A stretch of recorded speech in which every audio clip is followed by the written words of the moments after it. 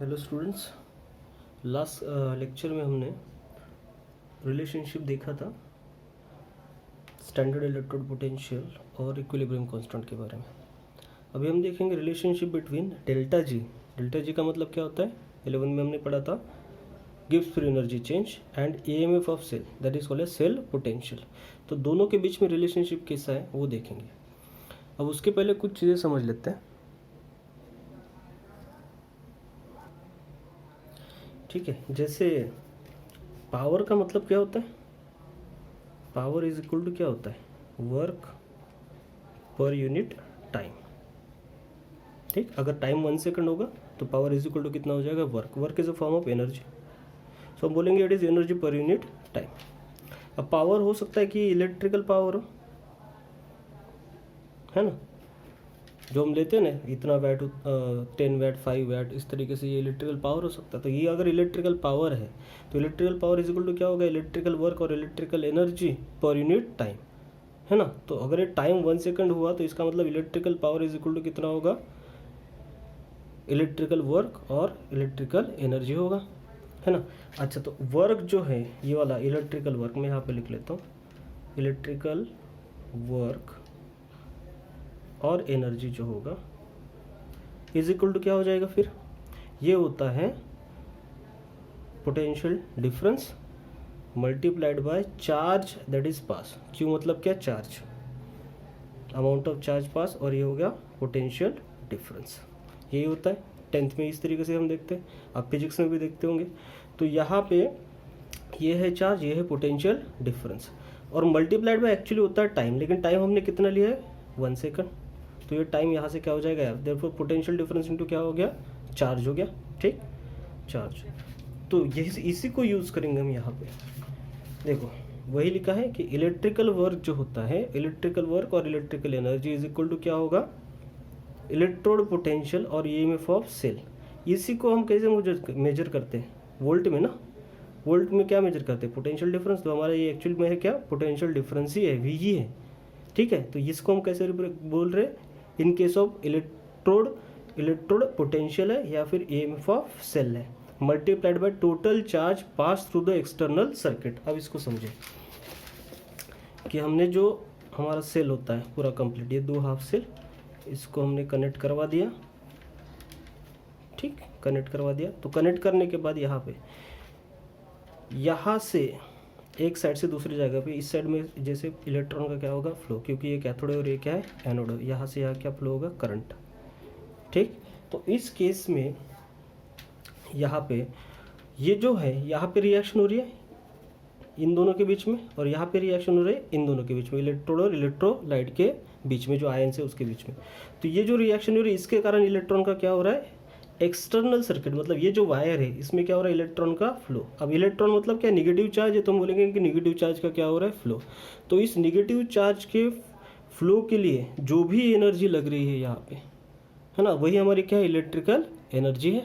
और electrical energy जो external circuit में होगी, वो इलेक्ट्रिकल एनर्जी किस पे डिपेंड होगी, ऑब्वियसली यहाँ पे लिखा है हमने इलेक्ट्रोड पोटेंशियल और total charge pass through the external circuit. तो यहाँ से ये पूरे सर्किट में कितना चार्ज पास हो रहा है, मल्टीप्लाइड बाय इस 2 इलेक्ट्रोड के बीच में पोटेंशियल कितना है, इन दोनों का मल्टीप्लिकेशन करेंगे तो इलेक्ट्रिकल एनर्जी कितनी है वो पता चलेगी।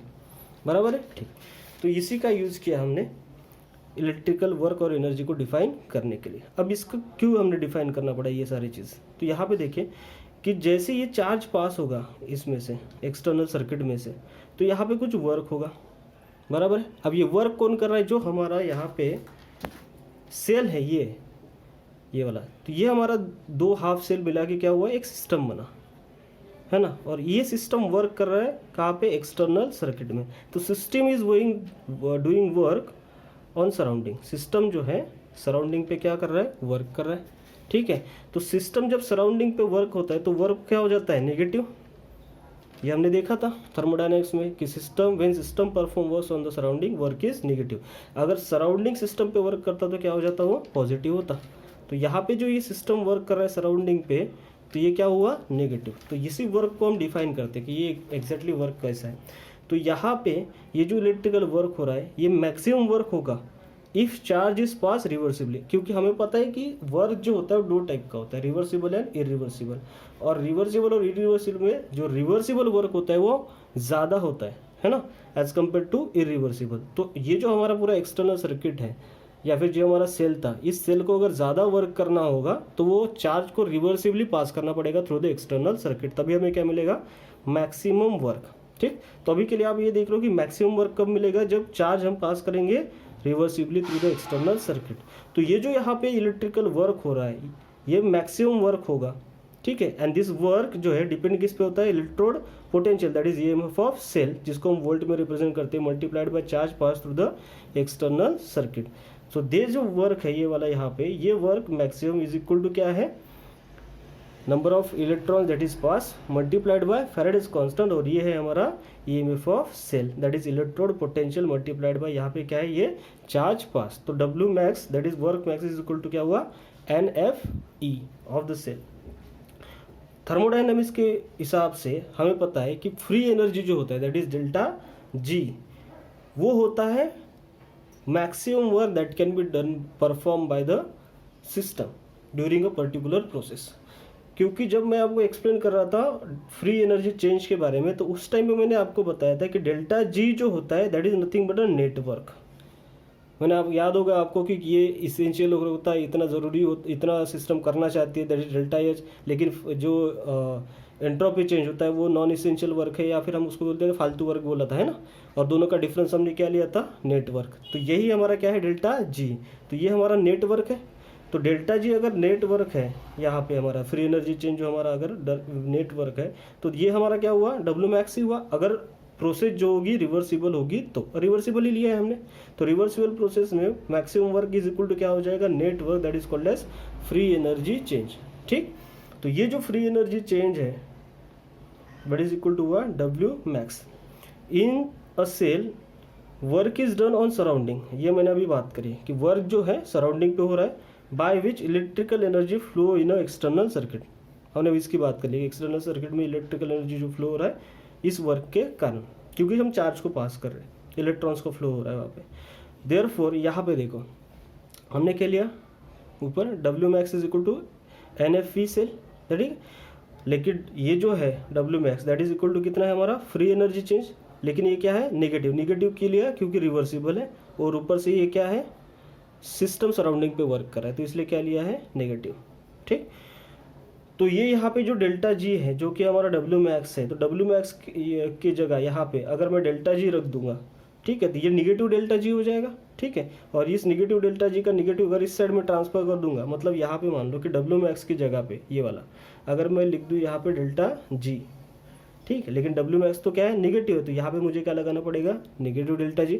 अगर इस निगेटिव साइन को मैं इस साइड में ट्रांसफर कर दूंगा तो ये पॉजिटिव हो जाएगा, या फिर मान लो कि दोनों साइड से मैं मल्टीप्लाई करूँ निगेटिव से, तो निगेटिव निगेटिव क्या हो जाएगा, ये पॉजिटिव, तो यहाँ पे पॉजिटिव डेल्टा जी हो जाएगा, और यहाँ पे क्या आएगा, निगेटिव आएगा, माइनस NFE आएगा, बराबर। ठीक, तो यही हमने यहाँ पे किया है कि यहाँ delta G is equal to, जो ऊपर हमने कंसिडर किया कि delta G is equal to क्या हो जाएगा, माइनस NFE। तो वही हमने नीचे लिखा है कि delta G is equal to क्या हुआ, minus NFE। N is number of electrons, Faraday's constant and cell potential. ठीक, जहाँ पे W max is equal to क्या हुआ, NFE ऑफ द सेल। ठीक है, तो if concentration of electrolyte reacting species जो है, मतलब यहाँ पे सेल में, जो हम सेल की बात करें, जिस भी सेल में वर्क हो रहा है, तो ये सेल में अगर इलेक्ट्रोलाइट ये जो दो यहाँ पे हमने लिए, इनका कॉन्सेंट्रेशन अगर यूनिटी है 1 है, दैट इज 1 मोलर है, और ये भी कितना है, 1 मोलर है, तो उस टाइम पे ये जो सेल बन रहा है और इसका जो पोटेंशियल आएगा वो क्या होगा, स्टैंडर्ड इलेक्ट्रोड पोटेंशियल। स्टैंडर्ड क्या बनेगा, इलेक्ट्रोड पोटेंशियल होगा, जब कॉन्सेंट्रेशन क्या होता है, यूनिटी। तो वही यहाँ पे बात करें कि अगर कॉन्सेंट्रेशन ऑफ इलेक्ट्रोलाइट जो है, या फिर रिएक्टिंग स्पीसीज जो हो रहा है, हाफ सेल में जो रिएक्शन हो रहा है, उनका कॉन्सेंट्रेशन अगर यूनिटी है, तो सेल का EMF जो है हमने यहाँ पे लिया है दैट इज इक्वल टू हो जाएगा क्या, स्टैंडर्ड इलेक्ट्रोड पोटेंशियल, ठीक, ऑफ द सेल। ठीक, और अगर मैं ई सेल की जगह पे अगर E not cell that is standard potential रख दूँ यहाँ पे, ठीक है। तो इक्वेशन जो है यहाँ पे डेल्टा जी वाला वो चेंज हो जाएगा, क्योंकि ये स्टैंडर्ड कंडीशन में ले रहे हैं। तो यहाँ पे जो डेल्टा जी आएगा वो भी क्या होगा, स्टैंडर्ड गिव्स free energy change, that is delta G not. Not मतलब क्या, स्टैंडर्ड, ठीक है। तो delta G not that is standard गिव्स free energy change is equal to क्या हो जाएगा, minus N F E not of the cell हो जाएगा, that is standard potential of क्या हो जाएगा, सेल, ठीक। अब ये है कि ये जो डेल्टा जी नॉट है दैट इज स्टैंडर्ड गिव्स फ्री एनर्जी चेंज है। थर्मोडायनेमिक्स में हमने देखा था कि डेल्टा जी नॉट जो होता है दैट इज इक्वल टू क्या होता है, minus R T natural log of क्या होता है, K, minus R T natural log of क्या होता है, K, that K is called as equilibrium constant, याद होगा तो, है ना। तो अगर मैं डेल्टा जी नॉट की जगह पे आर टी एल एन के रख दूंगा यहाँ पे, ठीक है, तो इक्वेशन क्या हो सकता है, चेंज।